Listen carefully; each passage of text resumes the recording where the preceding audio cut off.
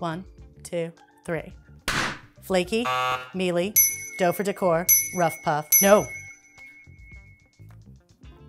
Extra flaky, mealy, dough for decor, rough puff, flaky. Booyah!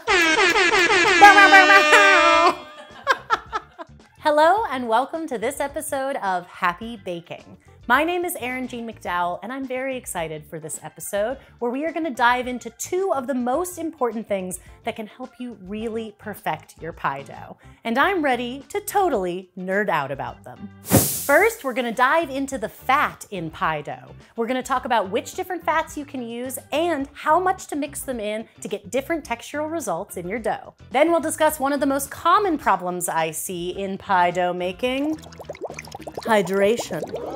In this episode, you'll learn how to properly hydrate your dough and you'll learn how to troubleshoot if your dough ends up too dry or too wet.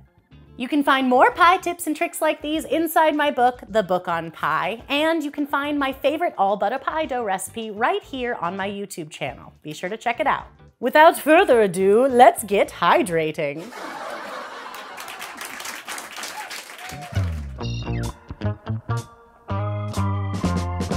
Let's talk about the different kinds of fat you can use in your pie dough.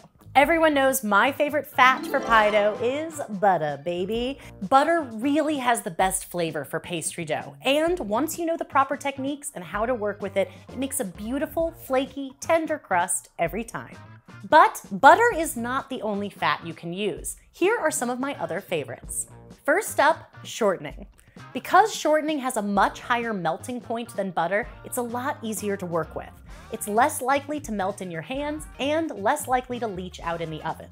In fact, when I first learned how to make pie dough, I made it using only shortening. I prefer a non-hydrogenated shortening, but any shortening that you like works great for pastry doughs.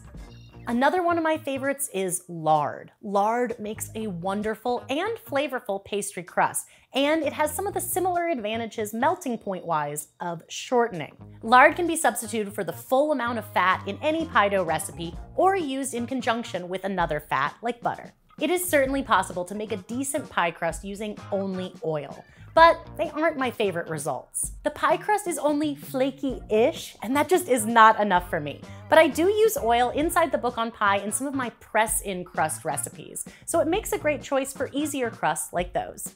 Cream cheese also makes a wonderful, flavorful addition to pie dough. It makes it super tender and adds a lovely flakiness. However, it is soft and a little bit difficult to work with, so it's best to use it in conjunction with another fat like butter, shortening, or lard. I have actually used all different kinds of fats to make pie dough. I've used peanut butter in the Fearless Baker. I've even used rendered bacon fat or chicken schmaltz for savory pies. And there are really a lot of possibilities. Just remember, higher moisture fats, things like that bacon fat, that chicken schmaltz, they're softer even when they're chilled. That makes them a little bit trickier to work with and typically means that they create more mealy style crusts. If you're not sure what a mealy pie crust is, don't worry. We're talking about that later in the episode. No matter which type of fat you choose, how you incorporate it into the dough will completely change the end result. To achieve these different textures, you have to incorporate the fat to a certain size. I sort of divide it into 5 main categories to help you determine which is right for your baking project. First up, flaky dough. In this method, the fat is left in larger pieces. We want the largest visible pieces to be about the size of walnut halves. This produces a light, flaky dough. Next, mealy dough. In this method, the fat is mixed in a little bit further so that the largest visible pieces are closer to the size of peas. This makes a slightly less flaky dough that's still very tender but a little bit denser in texture. Next, my dough for decor. This incorporates the butter the most fully, processing it almost completely into the flour. This method actually partially hydrates the flour, and sometimes you need a little less water because of it. You can do this by hand or with the aid of the food processor, which makes it super fast and easy. This produces an easy to handle, less flaky dough that's ideal for detailed decor like cutouts. The extra flaky dough.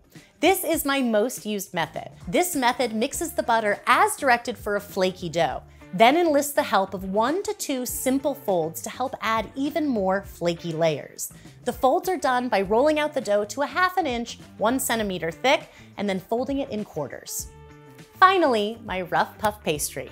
This method barely incorporates the fat, shingling each cubed piece only once to leave it in extremely large shards. Then you perform a total of 4 folds to create a super light and incredibly flaky end result. Each fold is done by rolling the dough to a 1/2 inch, 1 centimeter thick, and then folding it in quarters. I baked off examples of all the different textures of dough to show you what it would look like. And there's another important thing to consider with this too, which is docking the dough or not docking the dough. A lot of times the dough is docked when we want it to have a thinner, more uniform height. One time you use docking is when you're par or blind baking. More on that in another video. So first up, we have the flaky dough. Right here, I have the undocked version, and you can just see it has a little more height than the docked version, which is a little bit flatter. You can also see slightly more flaky layers in our undocked dough because it was allowed to just be as flaky as it wanted to be. We didn't dock it into submission.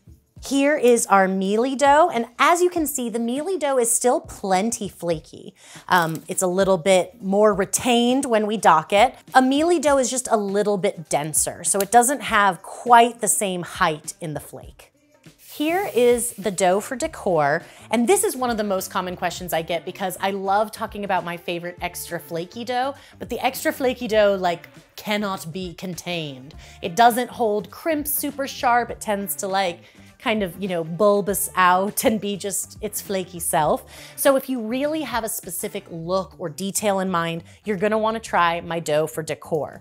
Again, it's still nice and flaky. Here's the docked version, so you can see the height a little bit differently, but look how well it holds details in this braid, or we have these really cute little leaf cutouts, and it really holds a sharp shape from that cutter. It holds the sharp lines of the braid. Still flaky and delicious to eat, but a lot easier to work with to hold those details.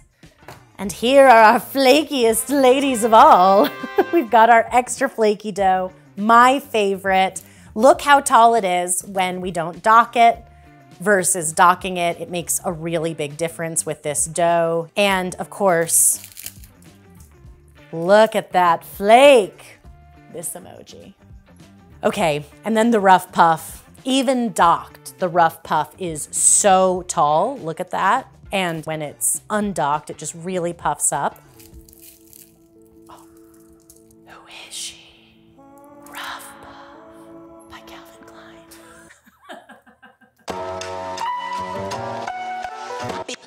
Now, hydration. I need to make this topic seem sexy.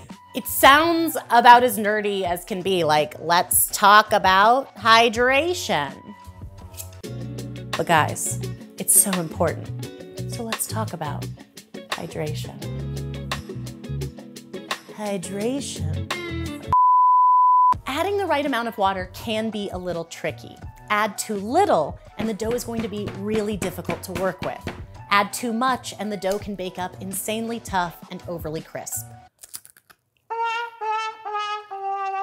It's not great. Properly hydrated dough should hold together completely. It won't be totally smooth, it may even have a craggy appearance, but it should hold together in one solid piece without any pieces breaking apart or falling off. And there should be no dry, visible, floury bits anywhere. Here are some tips for getting that just right level of moisture in your dough. When the dough is beginning to get hydrated and starts to come together into a solid mass, there are usually still some dry, powdery bits towards the bottom of the bowl. Rather than trying to continue to add water to the whole thing, I take the hydrated portion out of the bowl, set it on my work surface for a few minutes, and I just flick a little bit of water off my fingertips into the bowl. Once they are hydrated, I bring the two pieces back together and start kneading them together to fully combine. This helps to make sure we've got an even distribution of hydration throughout the dough without risk of overhydrating it and it becoming too sticky. Sometimes you don't realize that the dough is too wet or too dry until after you've mixed it and chilled it for a while. So here's how to troubleshoot it if that happens to you. If your dough is too dry, start by flattening the dough a little bit with a rolling pin. We're just trying to increase the surface area before we add a little more hydration into the mix. Again, dip your hand in cool water, getting just a little bit of water on your fingertips, and then flick that over the surface of the dough. Then gently fold the dough over onto itself a few times to help incorporate that moisture. Here's what to do if your dough is too wet. While most recipes tell you to use only a little bit of flour or only as much as needed while rolling out, in the case of a too wet dough, we're actively trying to get that dough to absorb a little bit of the flour. So we want to use a lot of flour to roll it out. Be very generous with the amount of flour that you sprinkle on your work surface, using as much as needed to prevent the dough from sticking to your hands, the surface, or your rolling pin. Again, if you haven't already added folds into the dough, adding a few folds now will help incorporate that flour even more and make the dough smoother and less likely to be overly tough on the other side of baking.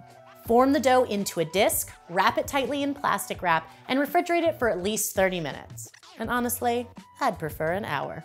Hydration. Thanks so much for joining me for this episode where we totally nerded out on fat in pie dough as well as hydration. If this inspires you to get baking, or if you had your first ever pie dough light bulb moment, please let us know in the comments. I love to know what you're making in your own kitchens. You can get more pie tips and tricks like these inside my book, The Book on Pie, available wherever books are sold. Until next time, happy baking.